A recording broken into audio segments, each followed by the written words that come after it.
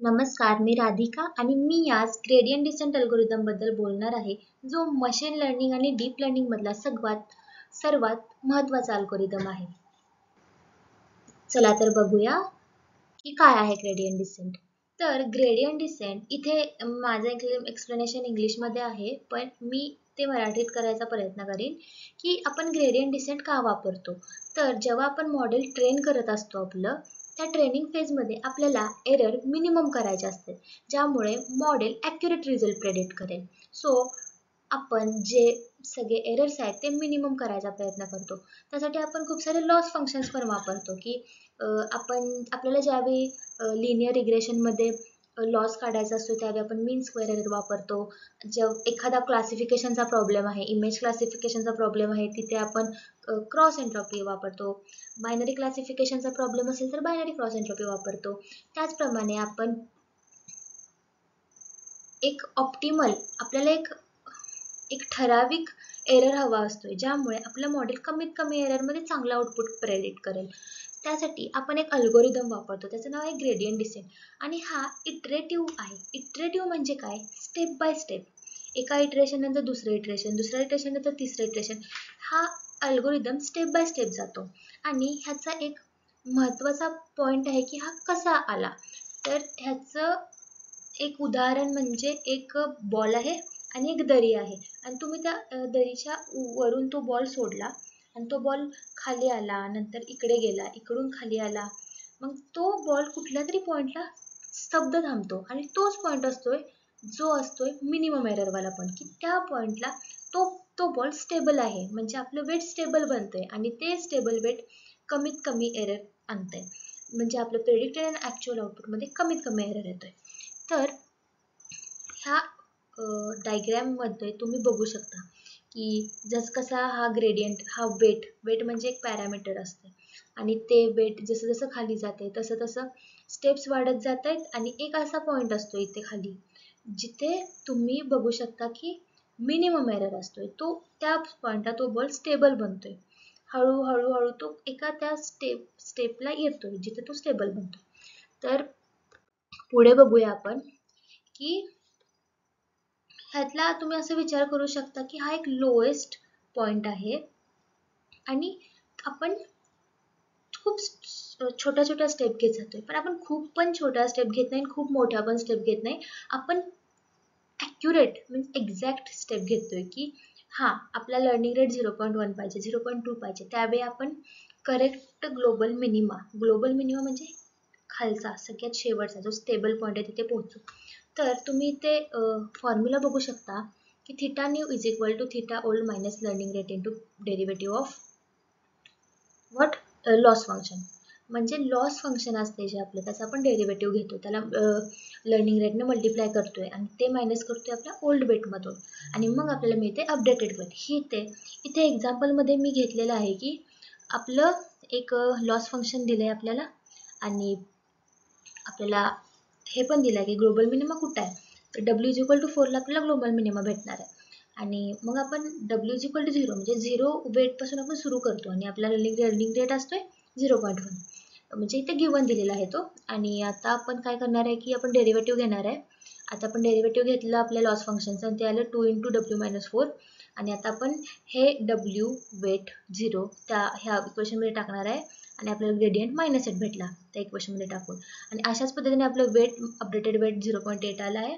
0.1 आपला आहे learning rate. तर तसंच आपण नवीन वेट घेतलं 0.8 जे आपलं अपडेटेड आहे, त्यात आणि आपण ग्रेडियंट यूज केलं, डबल वेट अपडेट झालं.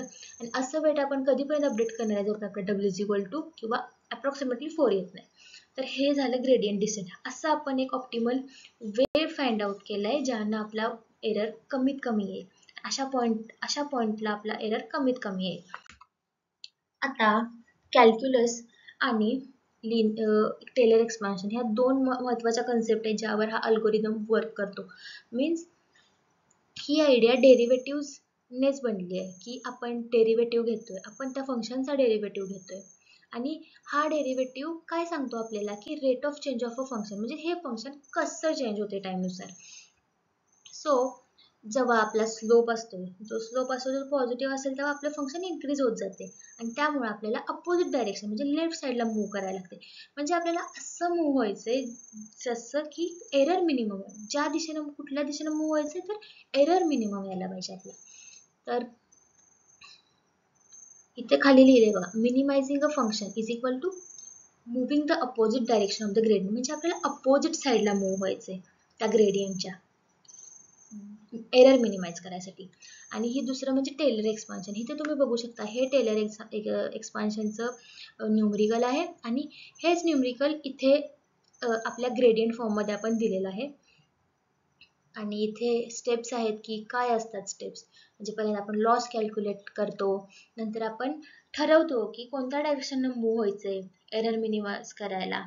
आता तसं आपण हळू मूव्ह पण करतो थर्ड स्टेपमध्ये लॉस रिड्यूस करायला. आणि चौथ्यांदा ह्या रिपीट करतो आपण स्टेप, हेच स्टेप की कुठल्या साईडला मूव्ह करायचं आणि आपण मूव्ह व्हायचंय. आणि हे आपण कधीपर्यंत करतो, जोपर्यंत एरर रिड्यूस होत नाही तोपर्यंत. आता ग्रेडियंटचे पण टाइप्स असतात की आपण प्रत्येक डेटा सेटवर आपण नॉर्मल ग्रेडियंटच यूज करू शकत नाही, कारण की आपण आपल्या जर डेटा सेट मोठा असेल तर पॅरामीटर्स पण तेवढे जास्त असणार आणि प्रत्येक पॅरामीटरला जर आपण ग्रेडियंट काढत गेलो तर ती स्टेप्स प्रोसेस खूप स्लो होत जाणार. म्हणून फर्स्ट पहिला आहे बॅच ग्रेडियंट डिसेंट. ते सिम्पल आहे की एंटायर डेटा सेटचा आपण ग्रेडियंट कम्प्यूट करणार आणि त्याचा कन्व्हर्जन्स पण स्टेबल असतो. ते आहे, ते ॲक्युरेट रिझल्ट देते, पण लार्ज डेटा सेट असेल तर ते खूप स्लो वर्क करणार आणि हे आपल्याला नको आहे. म्हणून आपण आणि बेस काढले जसं की स्टोकॅस्टिक ग्रेडियंट डिसेंट. यामध्ये काय होतंय की आपण रँडमली सॅम्पल्स घेतो आणि त्या रँडम सॅम्पल्स म्हणजे पॅरामीटर्सचा आपण ग्रेडियंट काढतो आणि त्यानुसार आपण मूव्ह व्हायचं डिसाईड करतो. आणि ह्यामुळे तीच प्रोसेस फास्ट होते, कारण की प्रत्येक पॉईंट आपण घेतला नाही इथे. आणि हे काय करतं, लोकल मिनिमाला एस्केप करायला प्रयत्न करतं, कारण की कधी कधी लोकल मिनिमावर आपला मॉडेल स्टक होतं आणि आपल्याला जायचं असते ग्लोबल मिनिमापर्यंत. तिसरं काय आहे, मिनी बॅच ग्रेडियंट. ह्यामध्ये पण काय होते, जो डेटा आहे तो स्मॉल बॅचेसमध्ये स्प्लिट होतो आणि त्या प्रत्येक बॅचचा वेगळा ग्रेडियंट काढला जातो सेपरेट. आणि हे GPU साठी जिथे पॅरलल प्रोग्रामिंग पॅरलल प्रोसेसिंग असते, ज्यामध्ये आता ही बॅच एक प्रोसेसर, ती बॅच दुसरी प्रोसेसर असं असते, तिथे हे कम्प्लीट वर्क लवकर होते. हे मिनी बॅच ग्रेडियंट तिथं एफिशियंट असते. इथे तुम्ही डायग्राममध्ये पण बघू शकता हे कसं वर्क करते. पुढे जाऊया. आता चॅलेंजेस काय, तर मी बोललेलं की रेट खूप महत्त्वाचा असतो की कुठल्या रेटनं आपण मूव्ह होणार आहे. जर रेट खूप जास्त असेल तर तुम्ही ह्या तिसऱ्या डायग्राममध्ये बघू शकता की कसं एका पॉईंटवरून इकडे जाते, इकडून तिकडे जाते. ह्यामध्ये कितीतरी पॉईंट मिस होत आहेत. त्यांनी असं जर जात राहिलं तर हा जो आपला ग्लोबल मिनिमम आहे तो मिस होणारच म्हणजे होणारच आहे. आता रेट जर खूप कमी असेल तरी पण प्रॉब्लेमच आहे की तुम्ही प्रत्येक पॉईंट कव्हर करत जाणार आहे आणि तेवढा टाइम नाही आहे आपल्याकडे. म्हणून हा पण एफिशियंट वे नाही आहे. मग मधला जो वे आहे की आपण जर राईट ट्रेनिंग घेतलं, जर राईट लर्निंग रेट घेतला तर मग ही गोष्ट होणार आहे की आपण भलेही प्रत्येक स्टेप घेत नाहीये, पण आपण मोस्ट इम्पॉर्टंट स्टेप्स घेतोय. आणि जे पण मोठे डेटा सेट असेल त्यासाठी आपण नॉर्मल ग्रेडियंट नाही यूज करू शकत. आपल्याला त्यासाठी स्टोकॅस्टिक नाही तर मिनी बॅच यूज करायला लागते. हा एक ड्रॉबॅक आहे की आपण नॉर्मल ग्रेडियंट सगळ्या डेटा सेट्सला लावू शकत नाही. आता व्हॅनिशिंग ग्रेडियंट हा एक खूप मोठा प्रॉब्लेम आहे डीप न्यूरल नेटवर्क्समध्ये. कारण की जेव्हा बॅक प्रोपोगेशन होत असते तेव्हा कधी कधी काय होते की ग्रेडियंट ना झिरोच्या आसपास यायला लागतो आणि ज्यावेळी ग्रेडियंट झिरोच्या आसपास यायला लागतो तेव्हा वेट अपडेट पण झिरोच्या आसपासच होते. म्हणजे निग्लिजिबल वेट अपडेट होते आणि त्याचा काही उपयोग नाही आपल्या ट्रेनिंगमध्ये. जर वेटच अपडेट होत नसेल, जर फक्त वेट 0.001 अशा रेटने अपडेट होत असेल किंवा अशा नंबरने अपडेट होत असेल तर आपल्याला त्याचा फायदा नाही, आपलं ट्रेनिंग आहे तसंच राहणार आहे. म्हणून वेट निग्लिजिबल बनते की वेटची काय व्हॅल्यूच राहत नाही आणि ते नेटवर्क लर्न करायचं स्टॉप करते. म्हणून व्हॅनिशिंग ग्रेडियंट हा डीप न्यूरल नेटवर्क्समधला प्रॉब्लेम आहे. आणि तो कशामुळे होतो, जेव्हा आपण सिग्मॉइड टॅन फंक्शन वापरतो त्यावेळी तो प्रॉब्लेम येतो. आणि कधी कधी आपले इनपुट्स खूप स्मॉल असतात किंवा खूप मोठे असतात. म्हणजे डेरिव्हेटिव्ह ऑफ दिस फंक्शन्स, जे पण फंक्शन आहेत सिग्मॉइड टॅन त्याचे डेरिव्हेटिव्ह खूप स्मॉल असतात जेव्हा इनपुट लार्ज असते. आणि रिपीटेड मल्टिप्लिकेशन असतात डीप लेअर नेटवर्क्समध्ये, त्यावेळी पण ते श्रिंक होते ग्रेडियंट आणि व्हॅनिश होते. मग त्या सोल्युशन काय आहे की आपण रेलू ॲक्टिवेशन फंक्शन यूज करू शकतो, बॅच नॉर्मलायझेशन यूज करू शकतो, किंवा एखादा बेटर ऑप्टिमायझर पण यूज करू शकतो.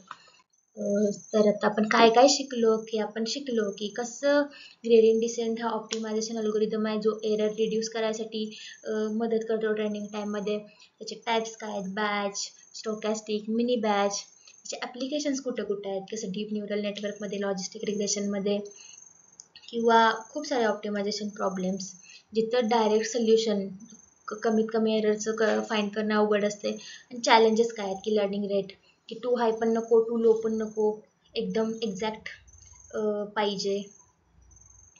लोकल मिनिमाचा प्रॉब्लेम, कारण की कधी कधी लोकल मिनिमावरच मॉडेल अडकतं ना, आपल्याला जायचं असतं ग्लोबल मिनिमावर. आणि व्हॅनिशिंग ग्रेडियंटचा प्रॉब्लेम, जिथं जिथं आपण टॅन एज किंवा सिग्मॉइड फंक्शन यूज करतोय आणि तो प्रॉब्लेम सॉल्व्ह कोण करते, ReLU activation function, batch normalisation. तर हे आपण आज शिकलो. थँक्यू.